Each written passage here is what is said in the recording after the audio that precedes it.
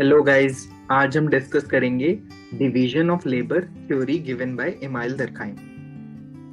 So division of labour was the economic phenomena for all the sociologists, but for Durkheim it was a social phenomena that comes from the collective consciousness, and it is not a economic phenomena. And he also said that it creates unity and brings solidarity in the society. He was influenced by Herbert Spencer in evolution of society concept. For example, he said that we moved from at homogeneous, least homogeneous society to highly heterogeneous or different society. Durkheim preferred to call the primitive or homogeneous or undifferentiated society as mechanical society, and the modern society or heterogeneous or differentiated society as organic society. तो पहले की society थी primitive, homogeneous, जहाँ पे सब लोग एक जैसे थे, अनडिफरेंशिएटेड, कोई स्पेशलाइजेशन नहीं थी लोगों के पास, तो वो मैकेनिकल सोसाइटी, मशीन जैसे काम कर रहे लोग वहाँ पे। मॉडर्न सोसाइटी हेट्रोजीनियस, सब लोगों की सोच अलग अलग है, यहाँ पे डिफरेंशिएटेड, हर कोई एक अपने काम में स्पेशलाइज्ड है। तो this is organic society because organs जैसे हमारी बॉडी में स्पेशलाइज्ड है एक फंक्शन करने के लिए, तो ऐसे एक ऑर्गन सिस्टम है, तो ये organic society. So, according to Durkheim, it was the division of labor which was responsible for bringing solidarity in both the society. So, first of all, in mechanical society, it was highly undeveloped. There was no progress.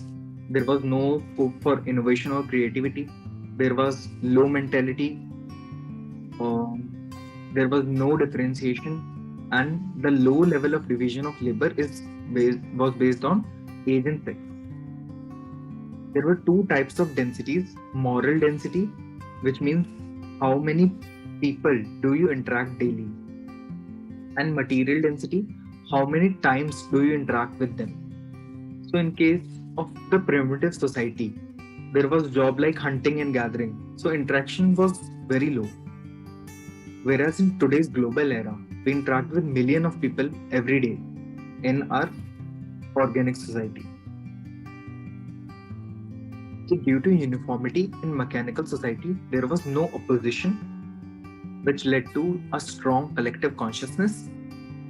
And this was the reason behind the solidarity in the mechanical society.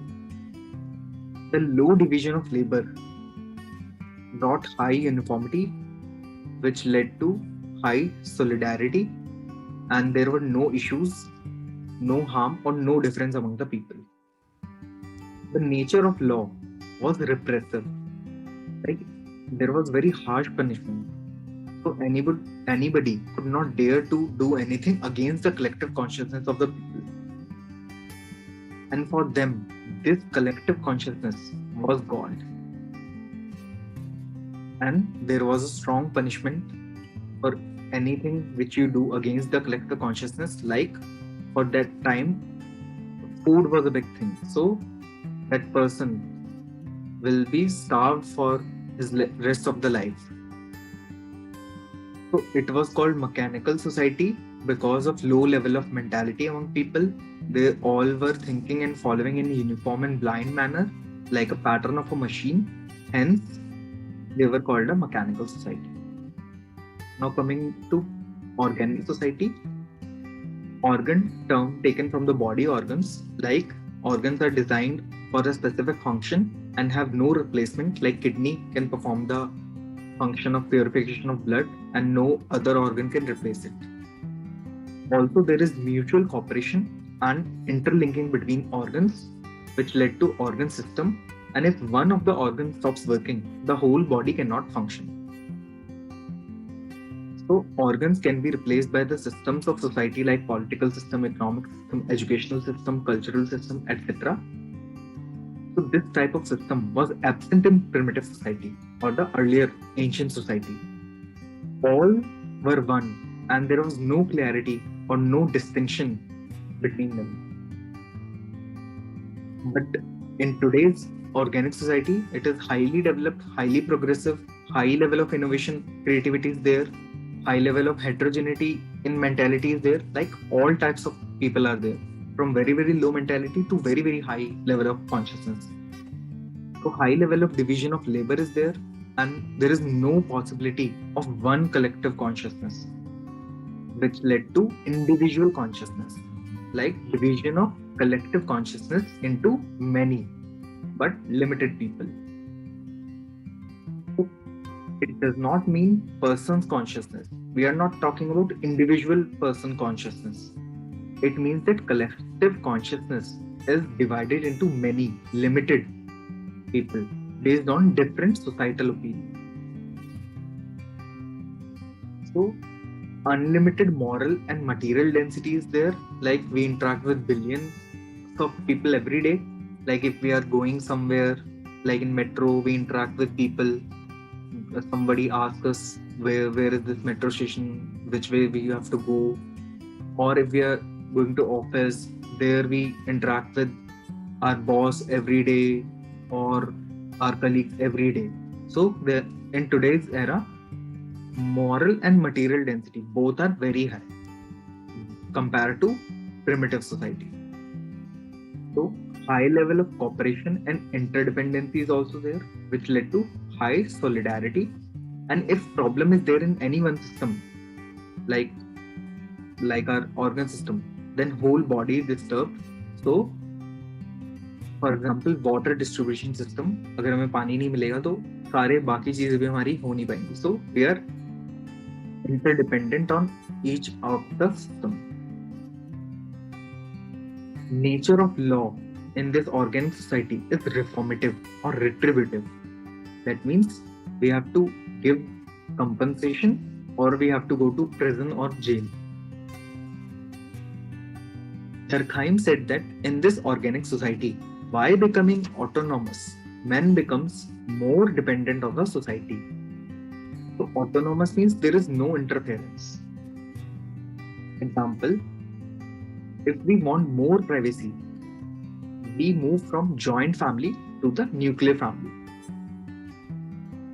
In nuclear family, there is husband, wife, and their children. No, their grandparents are not there. Earlier, children were taken care by grandparents, but now the role of the grandparents is taken up by the agencies like Playway School, Kidsy organization, daycare system, and there is more and more dependency on the society. Now coming to pathological aspect of division of labor. That means anomic behavior of division of labor or violation of the norms or rules or laws set up by the society. There are three types: anomic division of labor, forced, and lack of integration. In anomic, it is due to high level of specialization, so which led to corruption, piracy, black marketing, illegal activities, etc.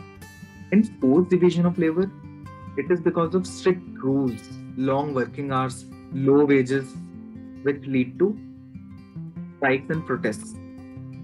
Third, there is lack of integration. Like we are working in our office with very high level of technology. At home, we don't have that much.